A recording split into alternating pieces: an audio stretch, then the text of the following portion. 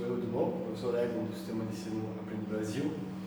E nessa aula a gente vai estar falando sobre coordenação e controle, e especificamente o sistema nervoso central e as doenças relacionadas ao sistema nervoso central.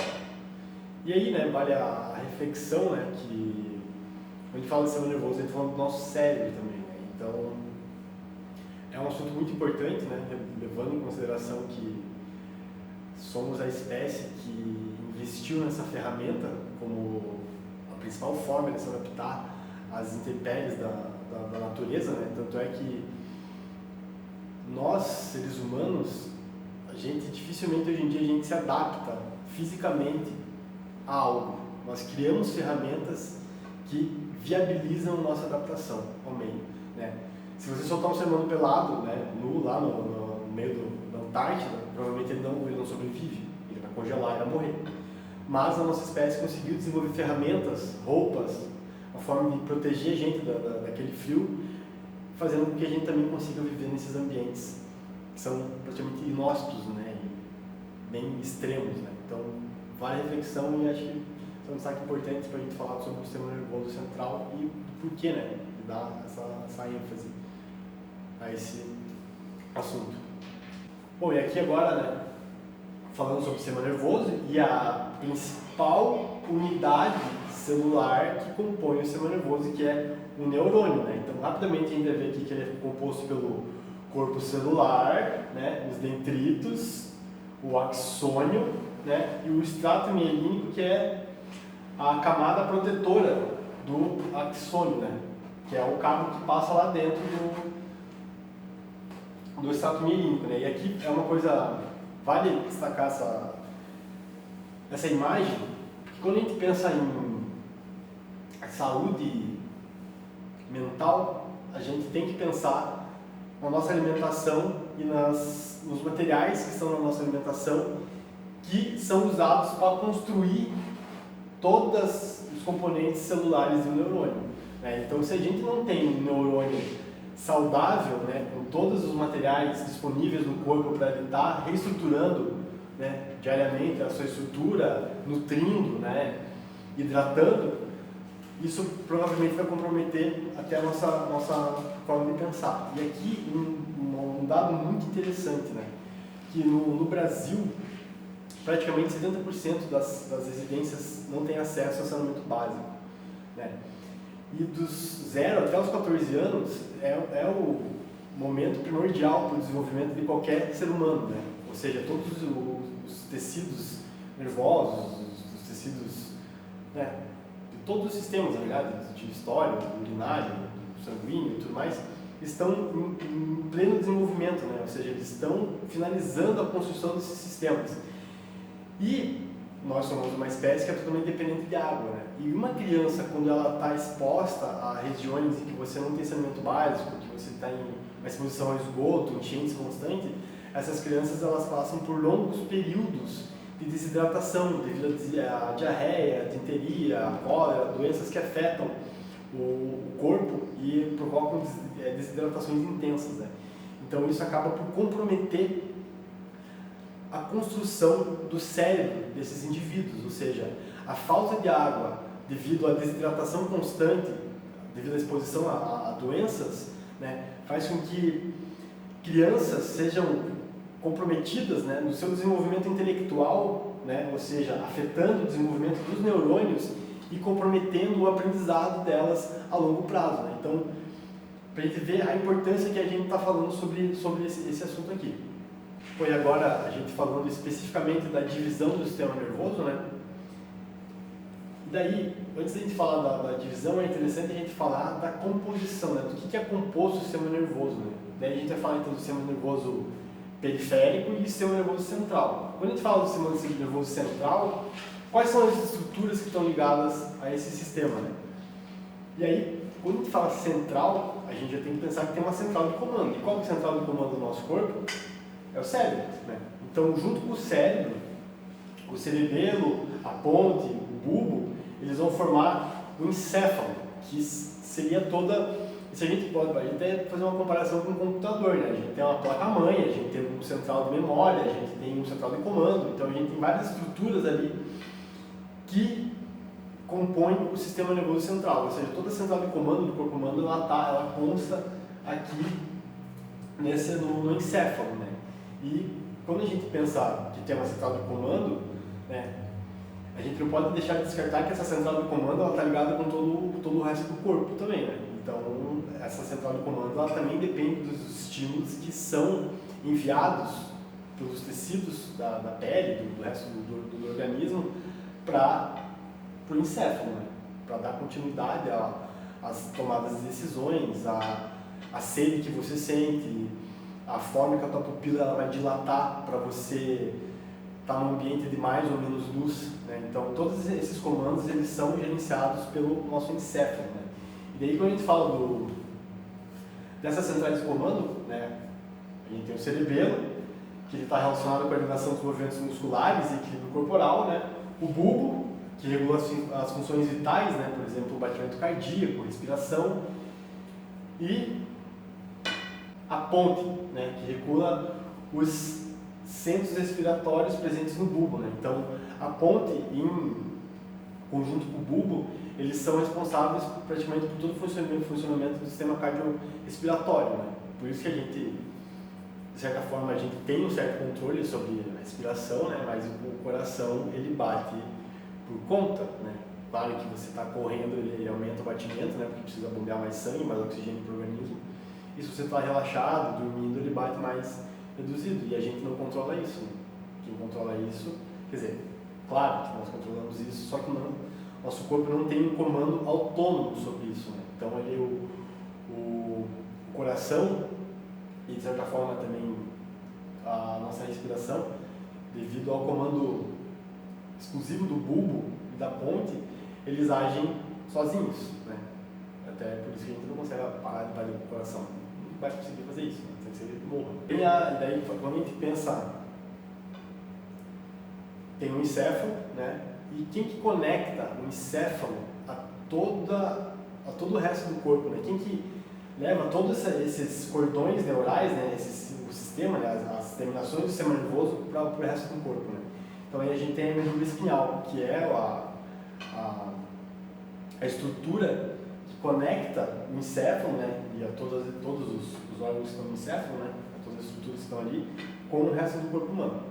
E aqui agora também dando uma ênfase maior na medula espinhal, né? O nosso corpo, né? Ele tem pequenas centrais de comando, né? A gente tem uma central de comando maior, que ela corresponde às nossas tomadas de decisões, né? O que vai fazer da vida, se tem que se alimentar, se não tem que se alimentar, se tem que tomar, se não tem, se tem que estudar, se não tem que estudar. Então todas essas tomadas de decisões são feitas pelo cérebro. E quando a gente fala dos movimentos que são os reflexos que a gente tem, a gente e aí se você pensar na própria adaptação humana, muitos reflexos, eles precisam ser tão rápidos que o corpo ele não dá tempo de você ficar pensando se você toma aquela decisão ou não, né? Por exemplo, se você coloca a mão no fogo ou numa eventual colisão, um acidente, seja de bicicleta, seja andando, mesmo correndo, ou de um carro, tudo mais, o nosso corpo ele tende a ter reflexos que a gente ainda são praticamente quase que involuntários, né? E esses reflexos eles estão associados a pequenas centrais de comando que estão localizadas também na medula espinhal. Então, por exemplo, se você colocou a mão numa vela e começou a queimar e teu corpo tira, ou se alguém encostou lá um gelo na tua nuca e você teve um reflexo sobre aquilo, provavelmente o teu corpo ele não dá chance de você ficar pensando sobre isso, né? Ele tem esse reflexo já como se fosse uma maneira de proteger a tua integridade física, na verdade, né? Então, até se você pensar na própria evolução, né? Todos aqueles animais que desenvolveram esses reflexos, eles continuaram a existir. Os animais que se depararam com um precipício ou com a floresta pegando fogo e não tiveram esse reflexo imediato de se defenderem, de se isolarem, de se protegerem, provavelmente ao longo dos anos eles foram extintos, né? E os animais que conseguiram, né, os antigos primatas, os hominídeos antigos que conseguiam desenvolver esses reflexos rápidos, eles conseguiram se precaver, né, e se livrar, de certa forma, de situações que colocariam a vida deles em risco, né? E aí, lembrando, se atingir o sucesso reprodutivo, normalmente, né, essas características são passadas pelas gerações futuras, né? E agora a gente falando sobre o sistema nervoso periférico, né? Que é a parte do sistema nervoso que está relacionada à periferia do corpo, né? O que é a periferia do corpo? São as regiões longe da central, né? Então, todos os outros tecidos do corpo, todos os outros músculos, os ossos do corpo, eles são comandados, eles são gerenciados, né, pelo sistema nervoso periférico, né? Não que eles são gerenciados, né? Claro, se eu estou mexendo a mão é porque o meu cérebro está mandando uma informação para o sistema nervoso periférico acionar os músculos, os tendões, para eles gerarem movimento, né? Então, a gente tem o sistema nervoso central, que é a verdadeira central de comando, mas para que esse comando ele chegue ao corpo, né, só a gente pensar numa fiação de luz, né? Para a luz chegar em determinadas cidades, em determinados locais, você precisa ter a fiação passando. Então, isso é uma relação boa para a gente fazer com o sistema nervoso periférico, porque ele é como se fosse a continuação daqueles fios levando, né? E aí também é muito interessante, né? Porque acaba sendo a eletricidade mesmo que vai causar o movimento, né? Todos esses movimentos corporais, o coração batendo, o pulmão funcionando, o diafragma e tudo mais, existe eletricidade sendo produzida, né? Praticamente em quase todos os processos celulares, né? Então isso é uma coisa muito interessante também a gente destacar e até pensar, né? Pô, você tem um comando acontecendo, tem um músculo se movimentando, tem energia sendo produzida, tem energia sendo queimada, né? Então isso também está relacionado com a funcionalidade do sistema nervoso periférico, né, que está associado ao sistema nervoso central. Né? Então, lembrando que não tem como a gente isolar uma coisa da outra quando a gente se pensa no organismo, né? Mas para a gente estar estudando e facilitar a compreensão, a gente separa eles, né? Do sistema nervoso central e do sistema nervoso periférico, que é o sistema nervoso responsável por conduzir as informações que são produzidas no sistema nervoso central. E agora um pouco sobre as doenças do sistema nervoso, né? E aí é interessante hoje em dia porque tem um aumento muito significante dessas pessoas que estão, né, sofrendo com algum tipo de doença relacionada ao sistema nervoso, seja uma esquizofrenia, seja ela um Parkinson, um Alzheimer, e até quando a gente fala em educação, a gente não pode pensar que sim, existem vários alunos, vários jovens que também têm condições especiais em relação ao sistema nervoso, né? E daí é interessante a gente pensar, né, o que pode provocar, que tipo os porquês que a nossa espécie está enfrentando esse aumento, né, de pessoas com algum tipo de disfunção do sistema nervoso, né? E aí vale a gente pensar, né, sobre o uso de medicamentos, antibióticos, agrotóxicos, né, que se tornaram substâncias químicas normais do nosso cotidiano, né? E se a gente pensar, por exemplo, no antibiótico, né, a gente sabe que quase mais da metade do nosso corpo ele é composto por bactérias, né? E quando a gente começa a usar certos tipos de antibióticos, esses antibióticos eles são antibióticos, então eles matam bactérias. E eles vão matar não só as bactérias que estão lá, por exemplo, causando a dor de garganta.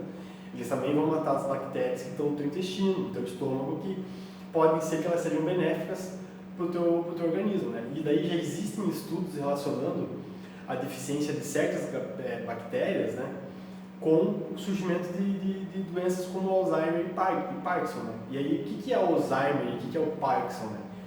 Eu estava falando sobre as doenças, né? Estava comentando sobre o Alzheimer, sobre o Parkinson, né? E também a esclerose múltipla, né? E daí, como que a gente pode relacionar essas doenças, né? Porque todas elas estão relacionadas a uma disfunção na transmissão do impulso neural, né? Ou seja, na transmissão da informação.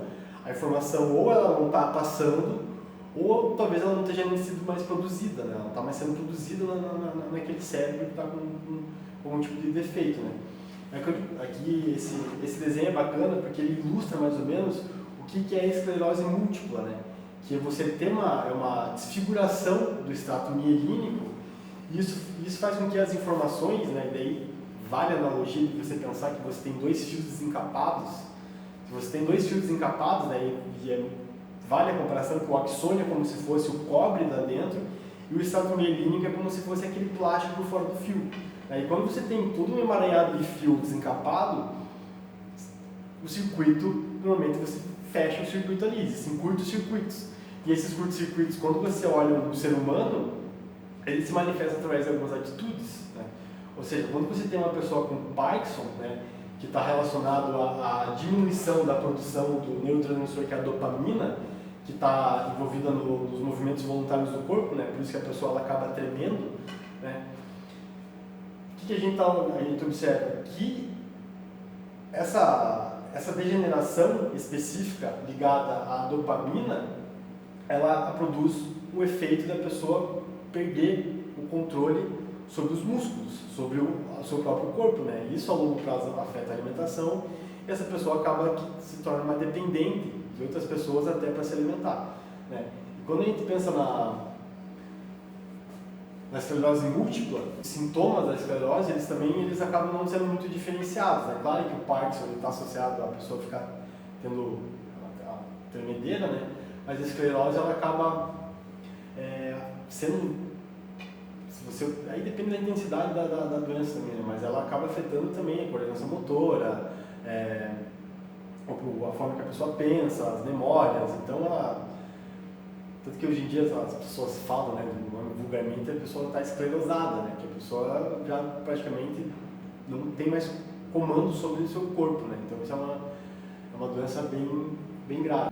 E também agora, né, talvez que seja, muitas vezes você vê pessoas às vezes fazendo piada, né, com pessoas que são portadoras dessa doença que é o Alzheimer, né?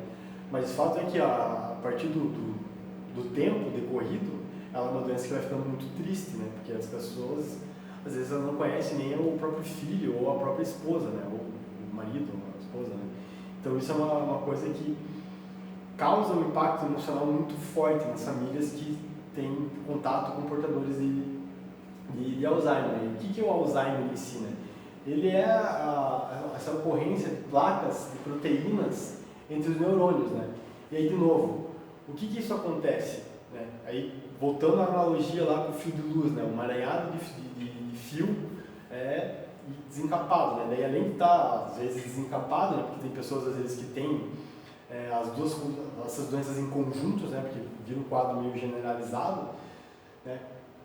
A pessoa, como se você tivesse lá, além da falta da proteção nesses fios, você tivesse ainda uma bola de metal lá para terminar de fechar o circuito da pessoa.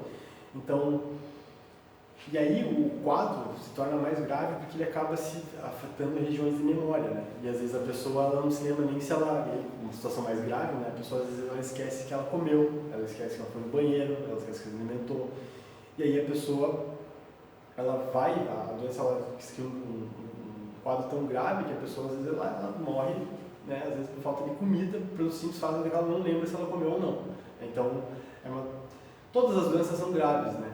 E acaba comprometendo a vida social das pessoas e afetando as famílias, né? Mas, e daí, como eu estava falando, né? Quais são os porquês, né? E aí, né? Os antibióticos, a gente tem muito agrotóxicos sendo usados, muitos químicos sendo usados na indústria de alimentos, né? As pessoas hoje em dia elas tomam medicamento, né, sobre qualquer pretexto. E isso é uma coisa muito importante a gente pensar, porque todo mundo envelhece, né? Todo mundo é, às vezes, alunos, né? Somos jovens, né? Só que a gente tem que pensar que a gente envelhece, né? E o nosso envelhecimento, talvez ele seja a maior parte da nossa vida, né? E penso que todo mundo quer passar por essa fase da vida de forma saudável, né? E com consciência sobre a sua própria história, né? Então, essa é uma coisa muito importante a gente falar sobre você se alimentar de uma forma correta, se hidratar, ter uma vida equilibrada, não abusar, né? Ter certos cuidados com a sua saúde, exatamente por ter uma concepção do que é a velhice e a possível existência dessas doenças que acometem o sistema nervoso. Bom, e agora a nossa proposta de atividade sobre o sistema nervoso, né? Então, eu quero que vocês pesquisem, né? O que acontece com o ser humano em relação a acidentes, né? Pode ser acidente de trânsito, de skate, surfando, bicicleta, soltando pipa, jogando vôlei, jogando bola e tudo mais. E a gente, né, no nosso cotidiano, a gente normalmente escuta pessoas que sofreram algum tipo de fratura assim, né? Então vocês me respondam, né? Pode ser um texto. Que tipos de fraturas, né, que a gente tem relacionadas à medula espinhal, né? E quais os efeitos que essas fraturas elas podem provocar no nosso corpo, né? E aí, também relacionando já esse exercício com os cuidados que a gente deve ter em relação aos exercícios, às nossas atividades físicas, né? Em relação à nossa medula espinhal.